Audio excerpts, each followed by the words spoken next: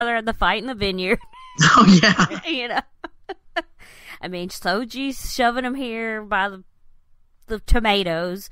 I mean, I guess he just needs to stay away from real fruits and vegetables, or just fruits, because of tomatoes. Clearly, gardens are just violence. They bring out, They bring out all of the anger in everyone, and they just want to shove him. And I mean, he might not be able to take it.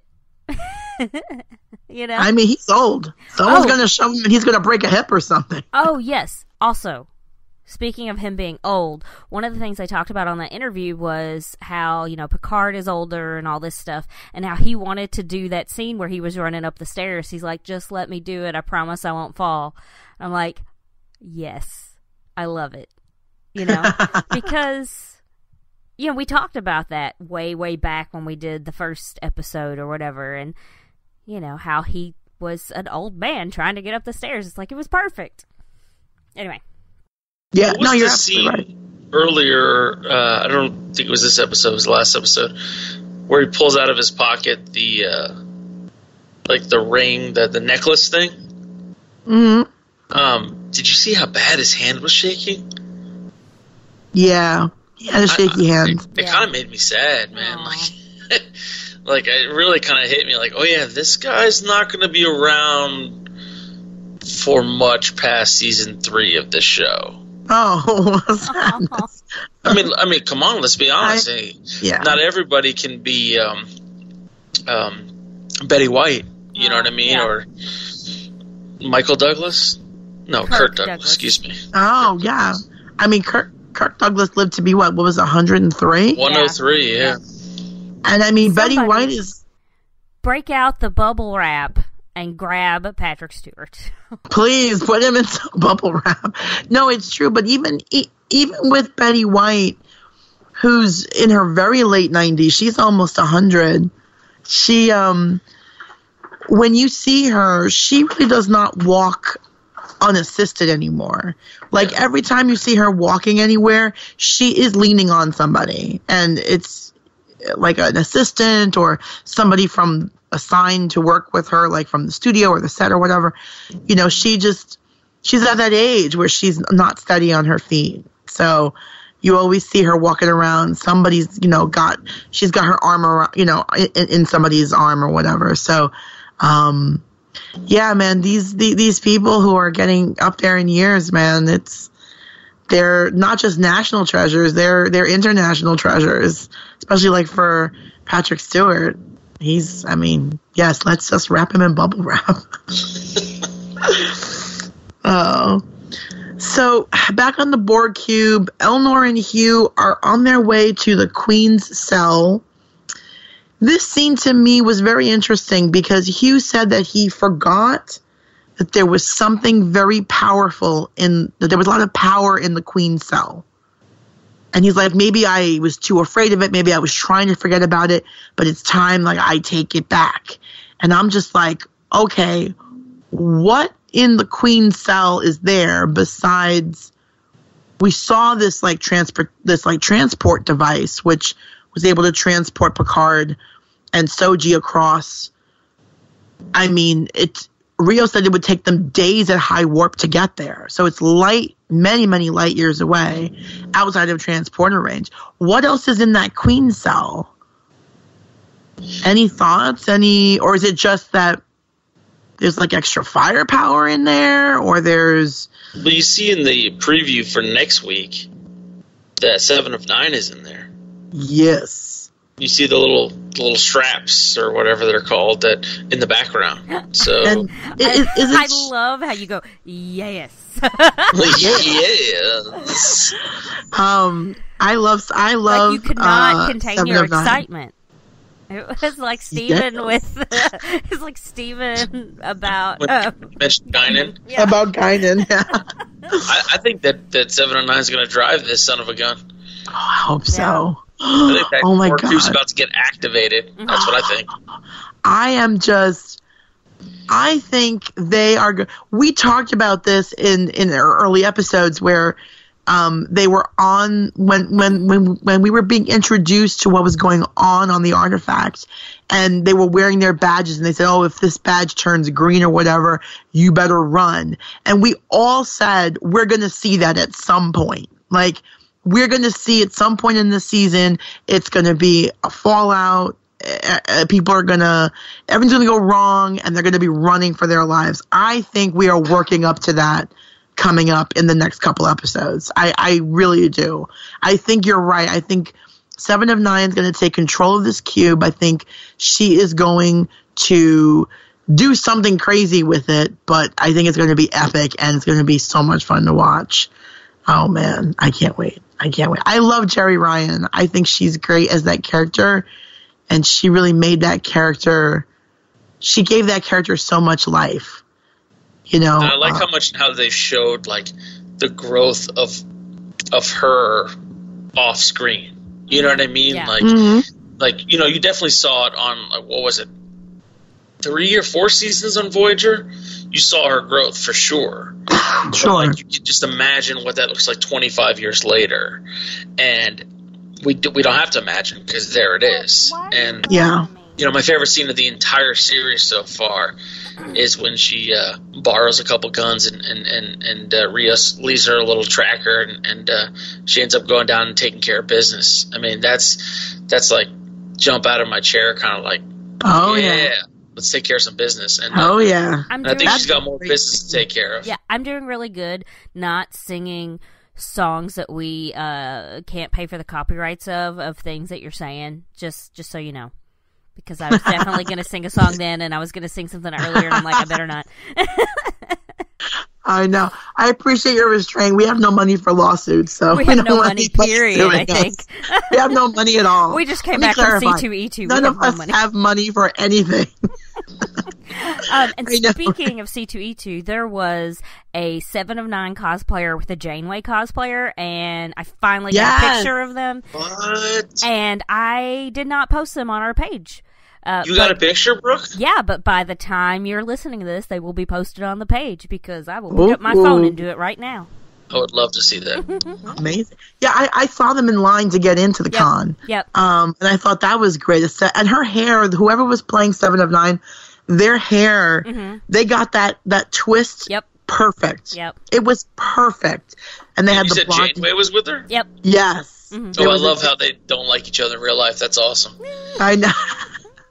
Even though, didn't you mention that they have squashed their beef? They have.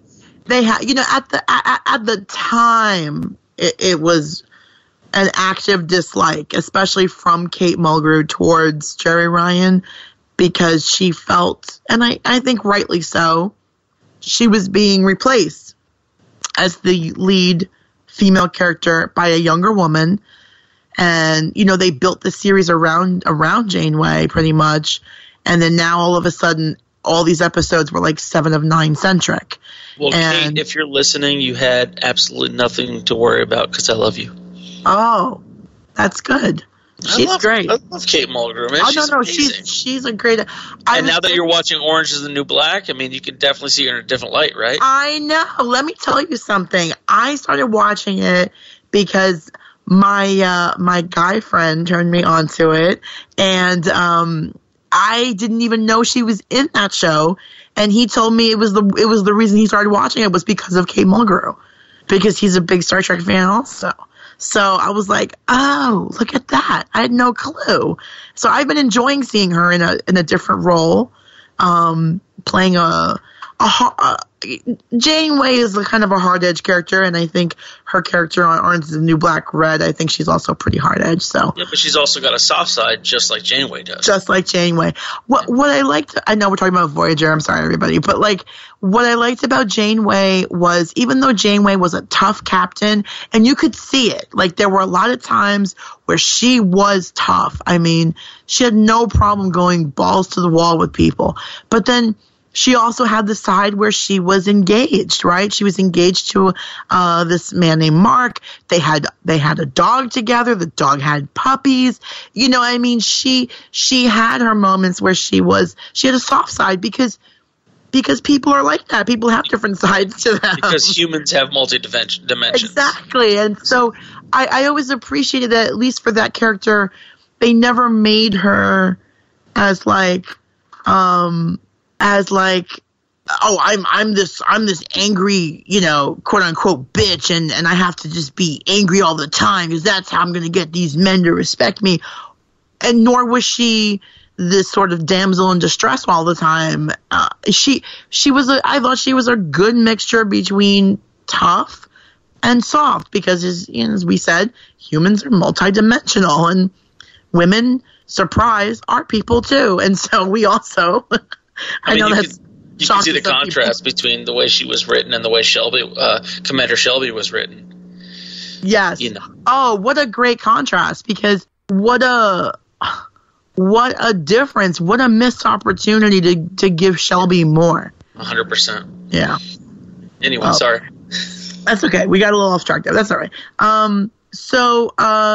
Right, we were talking about the Borg cube and the Queen's cell. We got off track there. We're not sure what's in the Queen's cell. We do know 7 of 9 shows up there, probably because in an upcoming scene we do see Elnor pressing the SOS that 7 of 9 left them.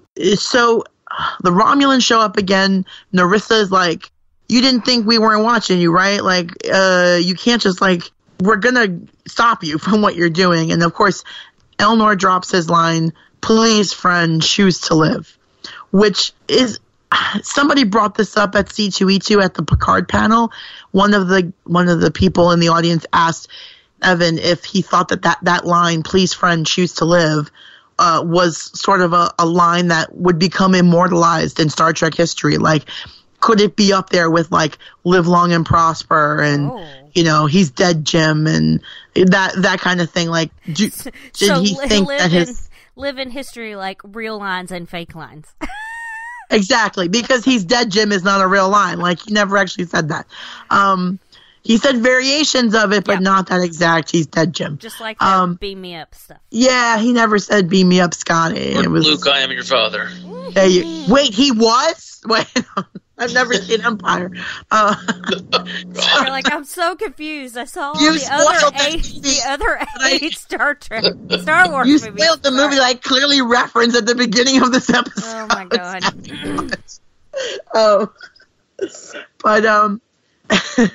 So there's this really epic fight where Elnor's doing this flippity-doo business, and he's just chopping people up with his sword, and it comes down to this final showdown between him and Narissa, and she pulls out this little knife thing, and of course she uses it just kind of as a distraction, just to kind of hold him off, and then she throws it and she kills Hugh. That made me mad. Also, we found out that Rizzo is not, that she has a regular name for Romulan name. Yes. Narissa. Yes. Sorry. Yeah, he had, no, that's fine. No, she had the 2 knives. She held one up to Elnor, and then the other one she threw at Hugh. Sliced his jugular. I was so sad that they killed Hugh. I all teared up, and I was like, oh, what? Why? Why'd you have to kill Hugh? I did good. I wasn't crying about things in this episode because I was watching it and the dog was running around with her pig toy that is hidden at the moment. The famous pig toy. She has no idea that I picked it up when her back was turned. So, anyway, she was sad looking. Nobody tell Carol where the pig toy is. Behind my monitor. That's where it is. Can we get a complimentary little squeak on it, or no? Because she'll jump up and start barking or something. Oh yeah, that'll definitely rile her up, right? Yeah, for sure. So she was like, I'm like, stop it, I'm trying to watch this. So every time it would get to something emotional, I would just hear I'm like, no. I mean, at least it kept me from being emotional, on my lunch break. So, that's fine.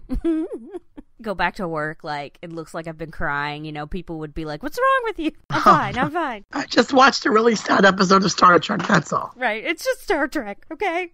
You wouldn't understand.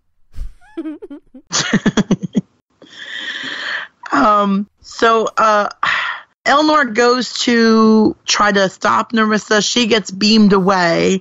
Where she goes, I'm not really sure because Narek is gone, so I don't know who beamed her away. I guess someone else in the Zhat Vash beamed her off the ship. And then